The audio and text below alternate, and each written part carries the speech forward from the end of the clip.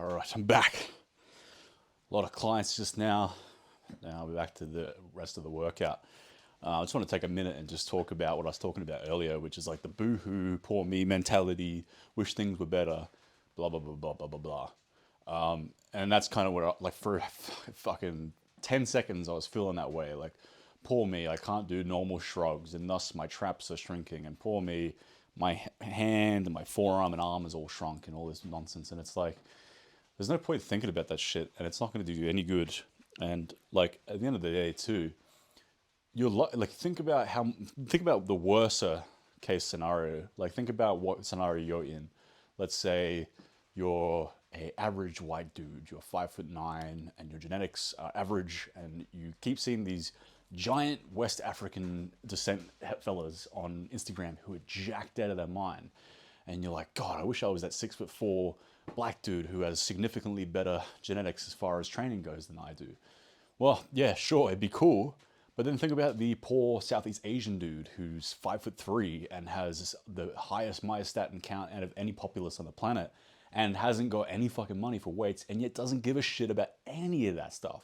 It's funny, I see on Facebook sometimes, I see these like, I don't know why I get this, but I'll see these like, these like Facebook groups of like specifically Southeast Asians. I think it's like Filipino or whatever, and it's them posting their like their progress or their physique or their like home gym that's made out of fucking concrete and rebar, and they're all just like having a great time with it. It's kind of reminiscent of fitness or what fitness was back when I was like 14, 15 when I was first getting into it in 2012.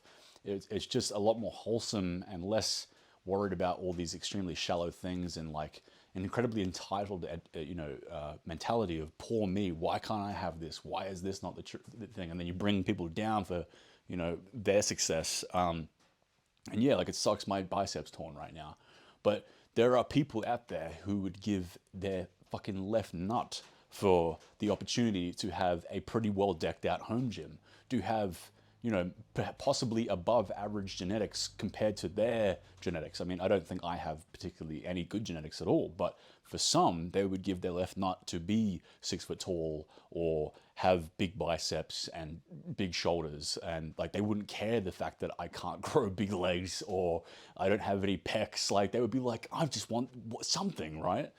So think about what you're in right now. You might be a 5'3" Southeast Asian guy who can't build muscle as hard, worse than anybody else on the planet, and yet then there's a guy below you who has cerebral palsy and he still lifts weights, or there's a guy with Down syndrome who still lifts weights. There's no fucking excuse. You either sink or swim.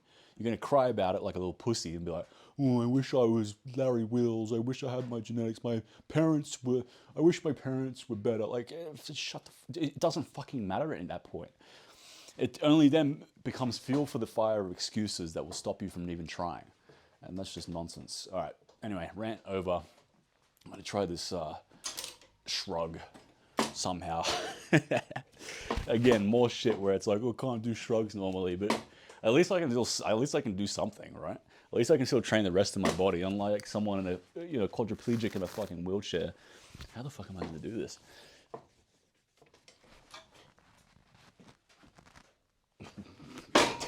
Never mind, I don't really work. So the idea is that you do this. I did this last time before the surgery, and then you like shrug up like that.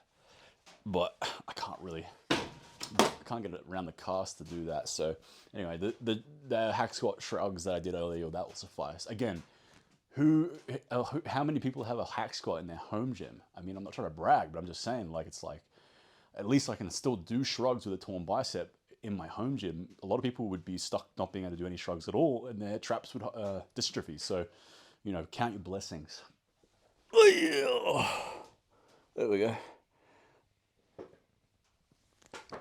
One.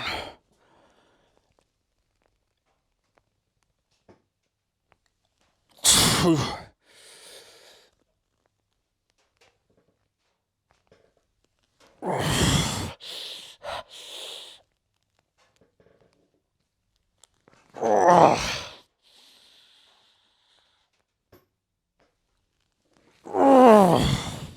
Fuck.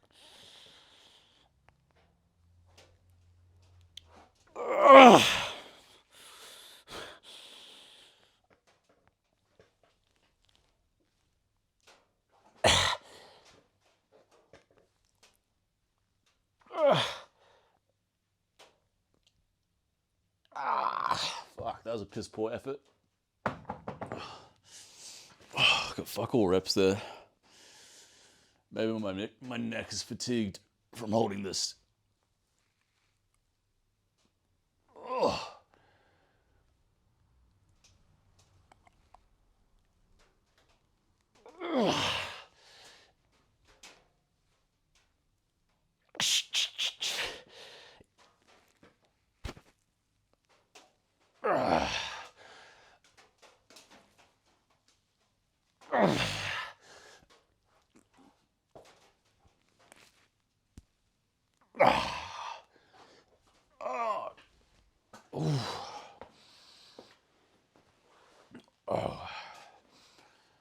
All right.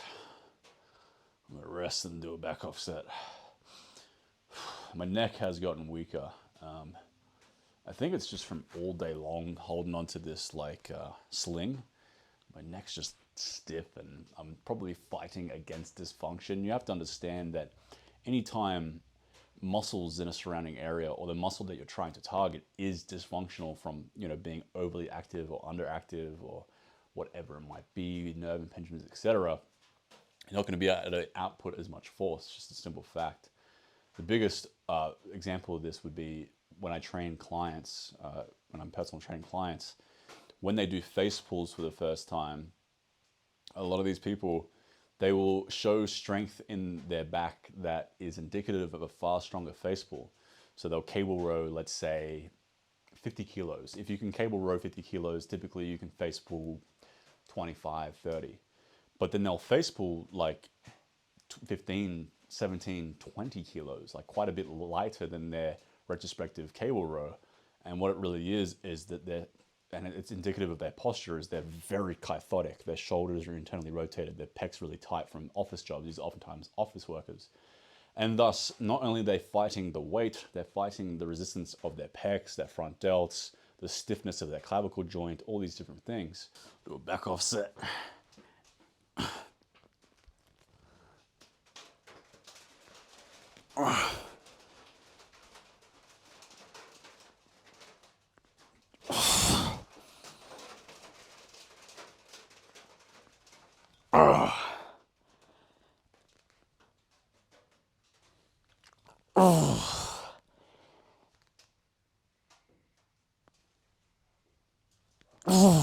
Fuck no, it's so much weaker.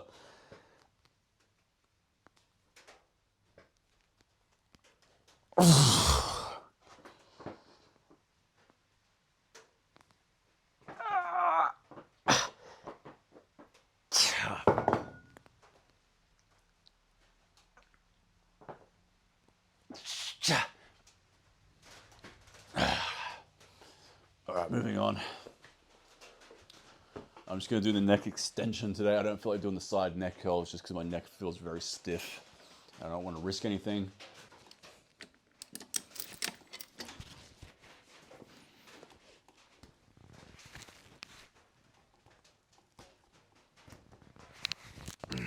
Fucking. Ugh.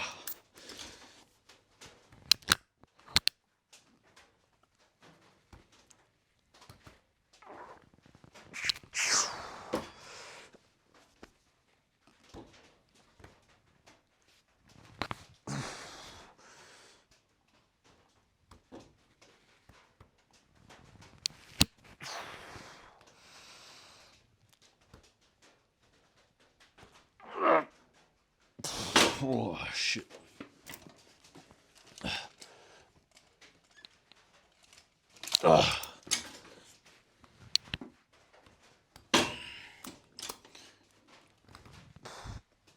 it's fucking uneven. They should just use a wire instead of a chain, because then you can't get it totally even. Oh, man, that's annoying as fuck. Ugh.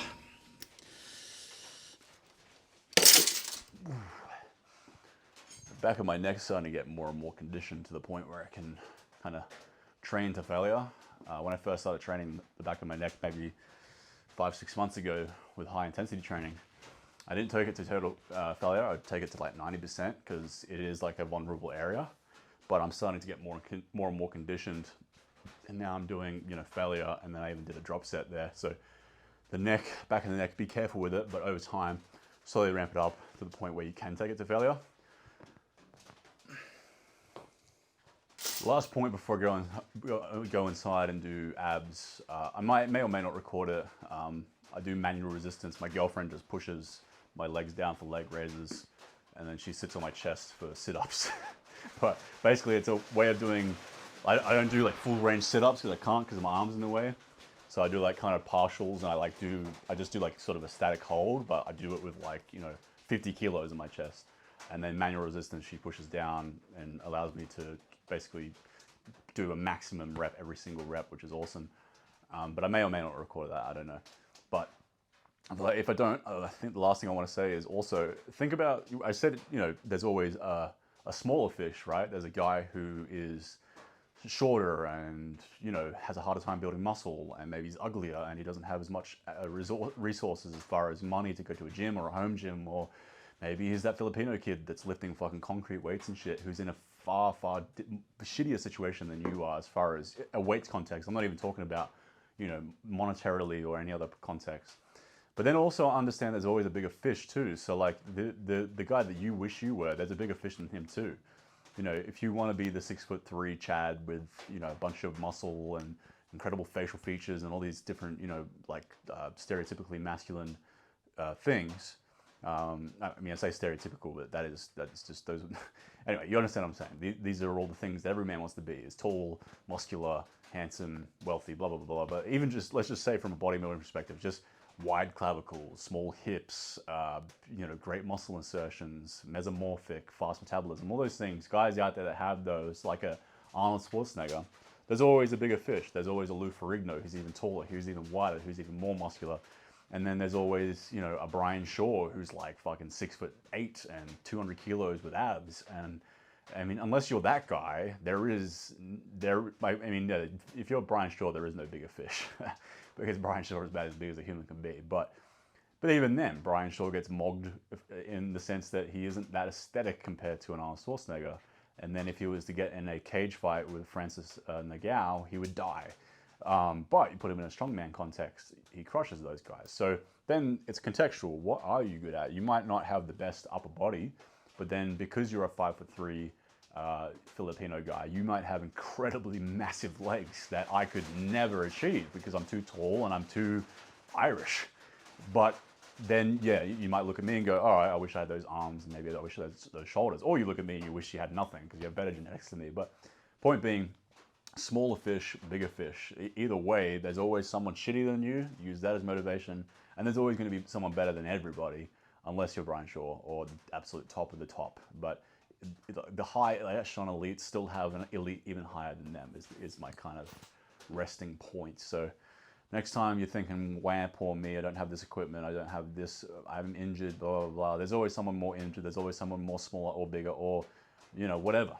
Just take that in consideration. Be grateful of your situation as much as you can. All right, so as I said in the start of the video, the start of the video is now. So I ended up putting it at the end because my mic wasn't working. So you kind of just miss it, just silly. So I put it in the end that I'm voice acting over. Voice acting? I don't know about voice acting. Anyway, what was the topic? The topic was talking about, just being like ungrateful of like otherwise not too bad a situation. Essentially what was happening here was like this exercise wasn't ideal and I wasn't feeling my traps much, and for like 10 seconds I started complaining, and then I caught myself and went, what the fuck am I complaining about? Like, really? Like, what the fuck am I complaining about? I have a hack squat machine in my home gym, and I actually have look at my dog fucking leaping that wall like a fucking freak. I wish I had his athleticism. Complaining about being able to do shrugs when I'm injured, like, what a fucking loser am I, like, for complaining about such a mundane thing. Like, it's my only option, and I'm still complaining about it. So I complained about it for like 10 seconds, and then I just thought, man, what nonsense. And then I decided to make the video about how ridiculous it is to be fucking worrying about shit that is almost entirely out of your control. And then things that are in your control, then yeah, worry about them and try and change them. But the things that are out of your control, like injuries, genetics, stature, life circumstances like that, you cannot control, and thus you need to be stoic and grateful of the things that you do have. You have to then look at the worst case scenario. That's one of the best techniques in stoicism you can use is think about the absolute worst fucking horrible situation, and then everything else seems a hell of a lot easier to deal with. If you have anxiety about the day, social anxiety, whatever it is, think about the worst possible option where someone stabs you in the neck because you annoyed them. And then when you go out and maybe you get mildly rejected by the group, it's a hell of a lot easier than when the dude stabbed you in the neck in your mind. This is a very fucking childish example, but you understand the point. You think about the absolute worst case scenario, likelihood is it never will happen, and thus you'll feel a hell of a lot more grateful about the said scenario at hand. And in my case, that's what I had to do here. I had to think, well, actually, if I didn't have enough money and resources and et cetera, to have a hack squat machine in my home gym, I would indeed not be training traps right now. So complaining about it was absolutely ridiculous. And complaining about anything that is, I mean, really complaining about just about anything is ridiculous most of the time. Even if you, especially if you can change it, like I get it, man. If you're unfortunate in a bunch of physical ways, it would suck. I can't imagine what it's like to be the 5'3" Filipino guy I was referencing earlier. I can't. Well, no, fortunately, I cannot. No offense if you are a 5'3" Filipino guy. I truly don't mean offense by this. It's just there is a reality to the world where it is more ideal to be a big, tall, muscular, whatever the fuck kind of alpha in quotations kind of guy.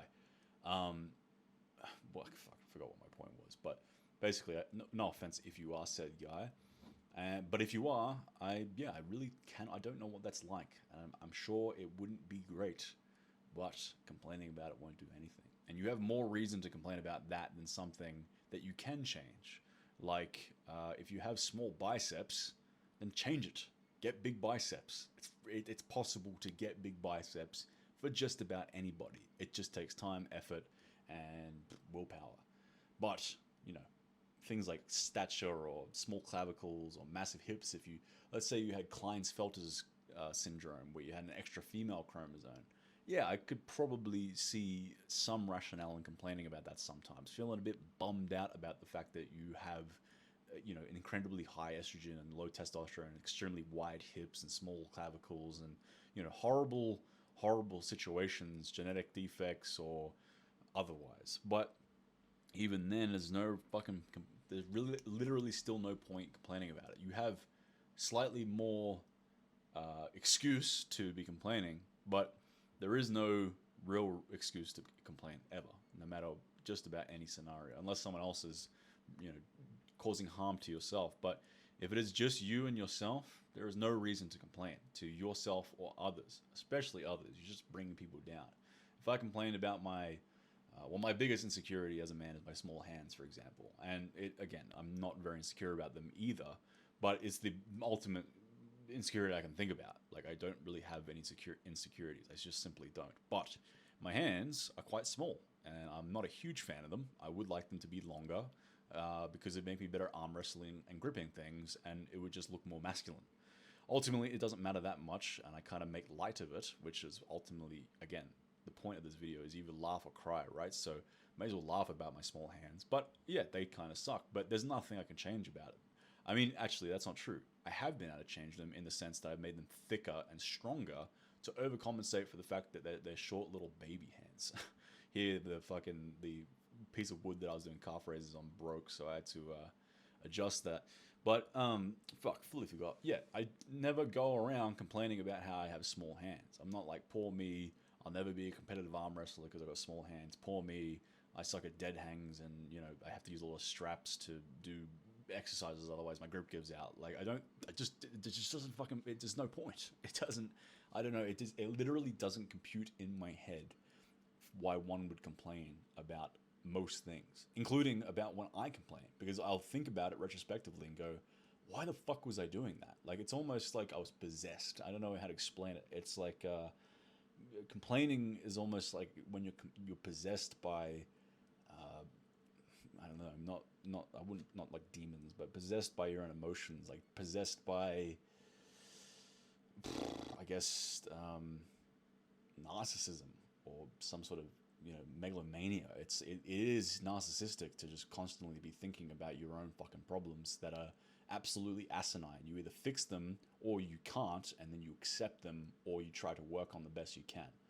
If you have small hands, you make them bigger and stronger. If you're short, you get more muscular and you get more money. You do all these things to overcompensate for something that you simply cannot fix, rather than complaining about them. Right now, I'm complaining about complaining. It's the oxymoron of complaining. This is what people always do: is, why are you always fucking complaining? It's annoying. Stop fucking complaining. It's so annoying. And it's like, you are the one complaining. But I just thought it'd be a valuable thing to speak about. It's just like, there's no point boo-hooing about shit. There really isn't. And I'm not infallible from this at any stretch of the imagination. But I caught myself doing it today and thought, man, just what a fucking pussy. Shut up and just accept it, and count your blessings. So I guess that's kind of the point of this entire video, is count your blessings. And can you change it? No. Can you at least try and to accentuate other areas to make up for something? Yes. Is it fixable? A lot of times it is. So yeah, take all those things in consideration. And if you didn't have a bunch of weaknesses, you probably wouldn't try to get strong or big or all of these things in the first place. A lot of the genetically freaky of us don't even ever know about it, because it comes to them so easy, so they don't really build a work ethic to make up for the lack thereof. Anyway, see you guys for more Piss and Vinegar. Bye-bye.